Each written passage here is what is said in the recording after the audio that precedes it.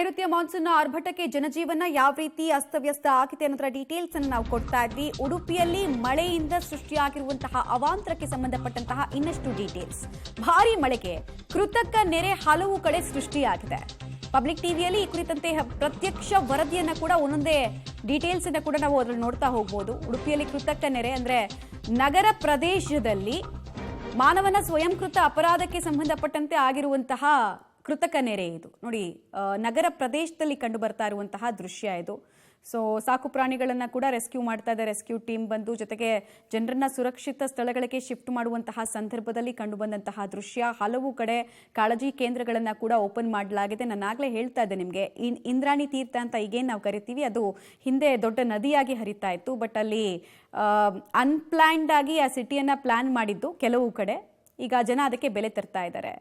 ಇಂದ್ರಾಣಿ ಹಳ್ಳವಾಗಿದೆ, ಈಗ ದೊಡ್ಡ ನದಿ ಹಳ್ಳದ ಸ್ವರೂಪವನ್ನು ಪಡ್ಕೊಂಡಿದೆ. ಬಟ್ ಮಳೆ ಆಯಿತು ಅಂತ ಹೇಳಿದ್ರೆ ನದಿ ನೀರು ಹರಿಯುವಂತಹ ಮೂಲ ಸ್ವರೂಪವನ್ನೇ ಅದು ಪಡ್ಕೊಳ್ತಾ ಇರೋದ್ರಿಂದ, ಮತ್ತೆ ಪಡ್ಕೊಳ್ತಾ ಇರೋದ್ರಿಂದ ಪ್ರತಿ ವರ್ಷ ಕೂಡ ಈ ರೀತಿ ಫ್ಲಡೆಡ್ ಸಿಚುವೇಶನ್ ಉಡುಪಿ ನಗರ ನೋಡ್ತಾ ಇದೆ. ನಗರದಲ್ಲಿ ಕಂಡು ಬರ್ತಾ ಇರುವಂತಹ ದೃಶ್ಯ ಇದು. ಆಮೇಲೆ ಉಡುಪಿಯ ಹಲವು ಗ್ರಾಮಗಳಲ್ಲಿ ನೆರೆಯನ್ನ ನೋಡಿ, ನೆರೆಯ ಜೊತೆಗೆ ಜೀವಿಸಿ ಜನರಿಗೆ ಗೊತ್ತಿದೆ.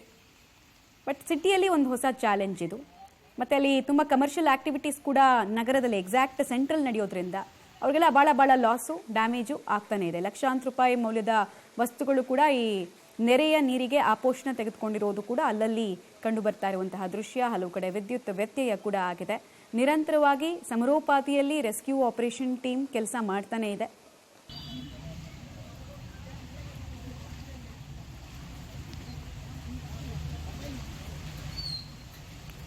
ಉಡುಪಿಗೆ ಸಂಬಂಧಪಟ್ಟಂತಹ ದೃಶ್ಯಾವಳಿಗಳನ್ನು ನೀವು ಗಮನಿಸ್ತಾ ಇದ್ದೀರಾ. ಉಡುಪಿಯಲ್ಲಿ ಇಂದ್ರಾಣಿ ತೀರ್ಥ ಹಾಗೂ ಹಲವು ಉಪನದಿಗಳು ಉಕ್ಕಿ ಹರಿತಾ ಇದೆ, ರೌದ್ರ ರೂಪವನ್ನು ಪಡೆದುಕೊಂಡಿದೆ. ಹೀಗಾಗಿ ಹಲವು ಕಡೆ ಕೃತಕ ನೆರೆ, ಜೊತೆಗೆ ನೆರೆ ಬಾಧಿತ ಪ್ರದೇಶಗಳಾಗಿ ಉಡುಪಿಯ ಹಲವು ಪ್ರದೇಶಗಳು ಮಾರ್ಪಟ್ಟಿರೋದನ್ನು ಗಮನಿಸ್ತಾ ಇದ್ದೀವಿ. ಜನರಿಗೆ ತುಂಬಾ ಪ್ರಾಬ್ಲಮ್ ಕೂಡ ಆಗಿದೆ.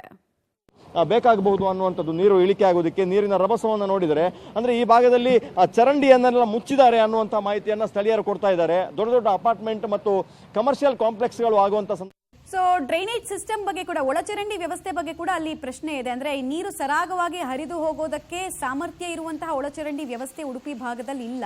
ಇದು ಕೂಡ one of the main reasons ಆಗಿದೆ. ಮತ್ತು ಆಗ್ಲೇ ನಾವು ಹೇಳಿದಾಗೆ ಜಾಗ ಒತ್ತುವರಿ ಮಾಡ್ಕೊಂಡಿರೋದ್ರ ಪರಿಣಾಮ, ಅವೈಜ್ಞಾನಿಕವಾಗಿ ಟೌನ್ ಪ್ಲಾನಿಂಗ್ ಅನ್ನ ಮಾಡಿರೋದ್ರ ಪರಿಣಾಮವನ್ನ ಇವತ್ತು ಉಡುಪಿಯ ಜನ ಬೆಲೆ ತರ್ತಾ ಇದ್ದಾರೆ.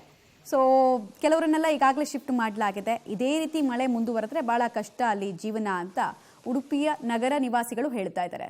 ಇಂದ್ರಾಣಿ ತೀರ್ಥ ತುಂಬಿ ಹರಿದಿರುವ ಕಾರಣ ಯಾವ ಮಟ್ಟಕ್ಕೆ ನೀರಿದೆ ಅಂತೇಳಿ ನೋಡಬಹುದು. ಅಲ್ಲಿ ಇನ್ನೂ ಕೂಡ ಬಯಲು ಪ್ರದೇಶ ಆಗಿರೋದ್ರಿಂದ ಇನ್ನೂ ಎತ್ತರದ ಪ್ರದೇಶಕ್ಕೆ ಅವರನ್ನು ಶಿಫ್ಟ್ ಮಾಡುವ ಕೆಲಸ ಆಗ್ತಾ ಇದೆ. ನಾವು ನೋಡಬಹುದು ದೃಶ್ಯಗಳಲ್ಲಿ ಅಗ್ನಿಶಾಮಕ ದಳದ ಅಧಿಕಾರಿಗಳು ಯಾವ ತರ ಹರಸಾಹಸ ಪಟ್ಟು ಕರ್ಕೊಂಡ್ ಬರ್ತಾ ಇದ್ದಾರೆ ಅನ್ನುವಂಥದ್ದು. ಅಗ್ನಿಶಾಮಕ ದಳದ ಓರ್ವ ಹಿರಿಯ ಅಧಿಕಾರಿ ಆ ಟ್ರಕ್ ಅನ್ನ ಎಳೆದು ತರುವ ಮೂಲಕ ಜನರನ್ನ ರಕ್ಷಣೆ ಮಾಡ್ತಾ ಇರುವಂಥದ್ದು. ಈ ಭಾಗದಲ್ಲಿ ಸುಮಾರು 15 ಜನರನ್ನ ಈಗಾಗಲೇ ರಕ್ಷಣೆ ಮಾಡಿದ್ದಾರೆ. ಅಂದ್ರೆ ಸ್ಪೀಡ್ ಬೋಟ್ ಅನ್ನ ಅಥವಾ ಯಾಂತ್ರೀಕೃತ ಬೋಟ್ ಅನ್ನ ತೆಗೆದುಕೊಂಡು ಹೋಗಿ ಜನರನ್ನ ಕರ್ಕೊಂಡ್ ಬರ್ಲಿಕ್ಕೆ ಆಗೋದಿಲ್ಲ. ನಾವು ನೋಡ್ಬೋದು ವಾಹನಗಳು ಎಷ್ಟರ ಮಟ್ಟಿಗೆ ಮುಳುಗಿದೆ ಅನ್ನುವಂಥ ದೃಶ್ಯಗಳನ್ನು ನಾವು ನೋಡ್ತಾ ಇದ್ದೇವೆ. ಅಂಗಡಿಗಳ ಮುಂಗಟ್ಟುಗಳಾಗಿರ್ಬೋದು, ಈ ಭಾಗದಲ್ಲಿರುವ ದಿನಸಿ ಐಟಮ್ಗಳು, ಅದರ ಜೊತೆಗೆ ಪಕ್ಕದಲ್ಲಿರುವಂತಹ ಕೆಲವು ಗೋಡಾನ್ಗಳಿವೆ. ಎಲ್ಲವೂ ಕೂಡ ನಾವು ನೋಡ್ಬೋದು ದೃಶ್ಯಗಳಲ್ಲಿ. ಒಂದು ಬೆಕ್ಕಿನ ರಕ್ಷಣೆಯನ್ನ ಮಾಡಲಾಗ್ತಾ ಇದೆ. ಒಬ್ಬ ಹುಡುಗ ಅಗ್ನಿಶಾಮಕ ದಳದವರಿಗೆ ತನ್ನ ಮನೆಯ ಸಾಕು ಬೆಕ್ಕನ್ನ ಕೊಡ್ತಾ ಇರುವಂಥದ್ದು. ಆ ಬೆಕ್ಕು ಹೋಗ್ಲಿಕ್ಕೆ ಕೇಳ್ತಾ ಇಲ್ಲ, ಯಾಕಂದ್ರೆ ಮನೆಯಲ್ಲೇ ಸಾಕಿದ ಬೆಕ್ಕಾಗಿರೋದ್ರಿಂದ ಅದನ್ನ ರಕ್ಷಣೆ ಮಾಡಬೇಕು ಅನ್ನುವಂಥದ್ದು ಯುವಕನ ಒಂದು ಕಾಳಜಿ. ಅಗ್ನಿಶಾಮಕ ದಳ ಆ ಬೆಕ್ಕನ್ನ ಕೂಡ ರಕ್ಷಣೆ ಮಾಡಿಕೊಂಡು ಸುಮಾರು 3-4 ಜನರನ್ನ ಕರ್ಕೊಂಡು ಈ ಭಾಗಕ್ಕೆ ಬಂದಿರುವಂಥದ್ದು. ಇನ್ನೊಂದೆರಡು ಗಂಟೆಯಲ್ಲಿ ನೆರೆ ಬಿಡುವಂತಹ ಸಾಧ್ಯತೆ ಇದೆ, ಯಾಕಂದ್ರೆ ಮಳೆ ಕೊಂಚ ಕಡಿಮೆ ಆಗಿದೆ. ಇಡೀ ಅಗ್ನಿಶಾಮಕ ದಳ ಈ ಒಂದು ಕಾರ್ಯಾಚರಣೆಯನ್ನ ಮಾಡಿಕೊಂಡು ಜನರನ್ನ ರಕ್ಷಣೆ ಮಾಡ್ತಾ ಬರ್ತಾ ಇರುವಂಥದ್ದು. ಸುಮಾರು 10-15 ಜನರನ್ನ ಈ ಭಾಗದಿಂದ ರಕ್ಷಣೆ ಮಾಡಿಕೊಂಡು ಕರ್ಕೊಂಡು ಬಂದಿರುವಂತಹ ದೃಶ್ಯಗಳನ್ನು ನಾವು ನೋಡ್ತಾ ಇದ್ದೇವೆ. ಸುಮಾರು 4-5 ಪ್ರದೇಶಗಳಲ್ಲಿ ಅಗ್ನಿಶಾಮಕ ದಳ ಈ ತರದ ಒಂದು ಕಾರ್ಯಾಚರಣೆಯನ್ನ ಮಾಡಿದೆ. ಹಿರಿಯರು, ಮಹಿಳೆಯರು, ವೃದ್ಧರು ಇವರನ್ನ ಶಿಫ್ಟ್ ಮಾಡಿ ಕರ್ಕೊಂಡ್ ಬರುವಂತಹ ಕೆಲಸವನ್ನ ಅಗ್ನಿಶಾಮಕ ದಳ ಮಾಡ್ತಾ ಇದೆ. ಇದೆ. ನಗರಸಭೆ ಅಧಿಕಾರಿಗಳು, ಅಗ್ನಿಶಾಮಕ ದಳದವರು ಎಲ್ಲರೂ ಕೂಡ ಈ ಒಂದು ಕಾರ್ಯಾಚರಣೆಯಲ್ಲಿ ತೊಡಗಿರುವಂಥದ್ದು. ಈ ಭಾಗದಲ್ಲಿ ಅಂದರೆ ಗ್ರೌಂಡ್ ಫ್ಲೋರ್ನಲ್ಲಿ ಅಂದರೆ ಸಣ್ಣ ಸಣ್ಣ ಮನೆಗಳನ್ನು ಕಟ್ಟಿಕೊಂಡಿರುವವರು ಅಗ್ನಿಶಾಮಕ ದಳದವರು ಅವರನ್ನ ಶಿಫ್ಟ್ ಮಾಡ್ತಾ ಇದ್ದಾರೆ. ಮತ್ತು ಎತ್ತರ ಪ್ರದೇಶಗಳಲ್ಲಿ ಫಸ್ಟ್ ಫ್ಲೋರ್ಗೆ ಶಿಫ್ಟ್ ಆಗಿ ನಾವು ನೋಡ್ಬೋದು. ಈ ಭಾಗದಲ್ಲಿ ಅಪಾರ್ಟ್ಮೆಂಟ್ ಇದೆ ಒಂದು ಸಣ್ಣದು. ಮಹಿಳೆಯರು, ಮಕ್ಕಳೆಲ್ಲ ಎತ್ತರ ಪ್ರದೇಶದಲ್ಲಿ ಆಶ್ರಯವನ್ನು ಪಡ್ಕೊಂಡಿದ್ದಾರೆ. ಮತ್ತು ಅಂಗಡಿಗಳಲ್ಲೂ ಕೂಡ ನೋಡ್ಬೋದು, ಬೇಸ್ಮೆಂಟ್ಗಳಲ್ಲಿ ನೀರಿದ್ರು ಕೂಡ ಆ ಭಾಗದಲ್ಲಿ ಒಬ್ಬರು ಮಹಿಳೆಯರು, ಮಕ್ಕಳು ಒಂದು ಪ್ರಾಣಿಯನ್ನು ನೋಡ್ಬೋದು, ಅಲ್ಲಿ ಬೆಕ್ಕು ನೋಡ್ಬೋದು, ಆ ಒಂದು ಆಶ್ರಯವನ್ನು ಪಡ್ಕೊಂಡಿರುವಂಥದ್ದು. ಬೈಕ್ನ ಮೇಲೆ ಕುಳಿತು ಬೆಕ್ಕು ನದಿಯಿಂದ ರಕ್ಷಣೆ ಪಡ್ಕೊಂಡಿದೆ.